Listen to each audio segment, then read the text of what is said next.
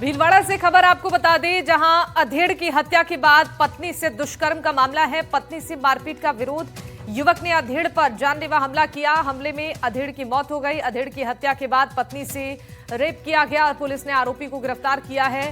हमीरगढ़ थाना इलाके के बहरोड गांव की घटना है। नर्सरी में 3 मजदूरों के बीच विवाद हुआ और विवाद के दौरान हत्या कर दुष्कर्म किया गया। चित्तौड़गढ़ जिले का हिस्ट्री शीटर इस पूरे मामले में आरोपी।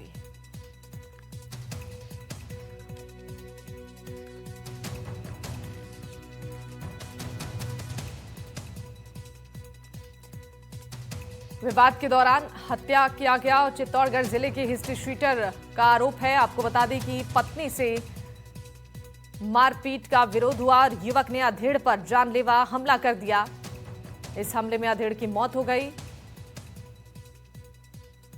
और अधेड़ की हत्या के बाद पत्नी से बलात्कार किया गया। पुलिस ने आरोपी को हिरासत में ले लिया है। गिरफ्तारी हो चुकी है। हमीरगढ़ थाना इलाके के बरडोड गांव की घटना है, जहां नर्सरी में 3 मजदूरों के बीच विवाद के बाद अब इस मामले में ये कई खुलासे हो रहे हैं और इस पूरे मामले की तफ्तीश भी लगातार पुलिस कर रही है।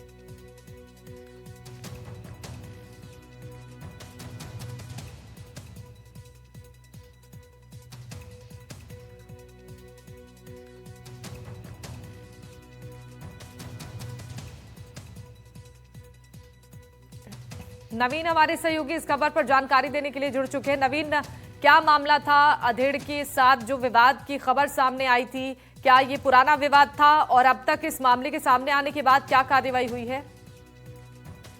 देखिए, ये पूरा जो मामला है हमीरगढ़ थाना क्षेत्र का था। हमीरगढ़ थाना क्षेत्र में एक गांव है जिसका नाम बरडोद है। बरडोद में जो नर्सरी, वहां पर कालबेल है, जो घुमंतु समाज होता है, जो कि जायरम पेशा जाति होती है, ये इधर उधर माइग्रेट करते रहते हैं। तो जब वहां पे काम कर रहे थे, इस बीच एक परिवार है जो एक युवक है जो अपनी पत्नी के साथ मारपीट कर रहा था। तो एक अधेड़ ने बीच बचाव का प्रयास किया।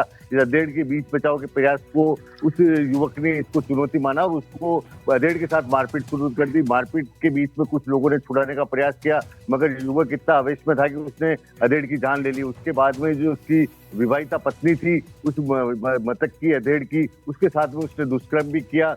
इस पूरा मामला सामने आने के बाद में जो हमीरगढ़ थाना प्रभारी है सुनील बेड़ा, उन्होंने इस पूरे मामले में जो फरियादी है उसकी रिपोर्ट पर मुकदमा दर्ज करके जो रमेश नाम का जो मुलजिम है उसको गिरफ्तार कर लिया है। और बताया जा रहा है ये चित्तौड़ का एक जायरम पेशा और एक बड़ा नखबजन है, जिसके खिलाफ पाली में भी मुकदमा दर्ज है, चित्तौड़ में मुकदमा दर्ज है, जोधपुर में, अजमेर में भी मुकदमे दर्ज है।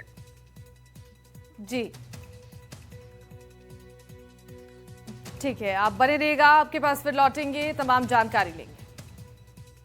भीलवाड़ा से एक और बड़ी खबर है, जहां गैस सिलेंडर ब्लास्ट से हड़कंप मचा हुआ है। संतोष कॉलोनी में सिलेंडर ब्लास्ट हुआ और पूरा घर धराशायी हो गया। बाल बाल बचा परिवार। ब्लास्ट के समय शादी में गया था पूरा परिवार। भीलवाड़ा के बाबा धाम क्षेत्र के पुलिस लाइन के पास की घटना है और गांधीनगर थाना पुलिस मौके पर पहुंची।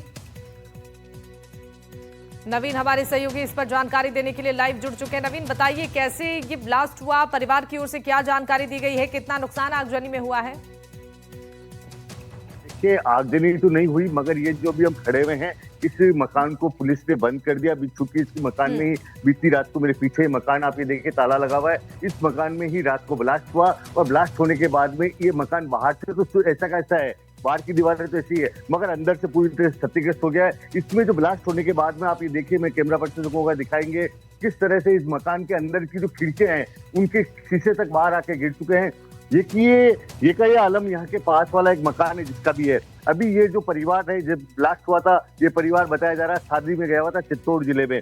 परिवार के जो मुखिया है वो अभी मौके पे हमारे साथ मौजूद हैं। आपसे तो उनसे बात करें। सत्यनारायण जी, आपका जो मकान में ब्लास्ट हुआ था, आपको पहली बार पता लगा था तो आप सब जने शादी में गए हुए थे? मैं तो 10 बजे यहाँ शादी में निकल गया था पूरे परिवार समेत, और हमारे पड़ोसियों को सूचना मिली कि ऐसे ब्लास्ट हुआ है। और आए तो देखा तो पूरे पड़ोसी इकट्ठे होकर हो रहे हैं और देखा तो इधर पूरा आसपास के मकानों में भी दरारें, आसपास पड़ोस वाले के मकान में भी दरारें आई है। अच्छा, कंपन की आपको, जैसे आप यहाँ पहुंचे, आप शादी में मायरा लेके गए हुए थे, सोने ना बता रहे हैं, तो आप यहाँ पे पहुंचे, इस बीच में परिवार में कोई यहाँ दूसरा तो नहीं था? मैं छोटा वाला भाई आने वाला था 10-15 मिनट में, अगर वो होता तो उसका सब मेरे को बहुत ज्यादा नुकसान हो जाता और मेरे मकान में बहुत ज्यादा नुकसान हुआ है। क्या क्या हो गया आपके मकान में?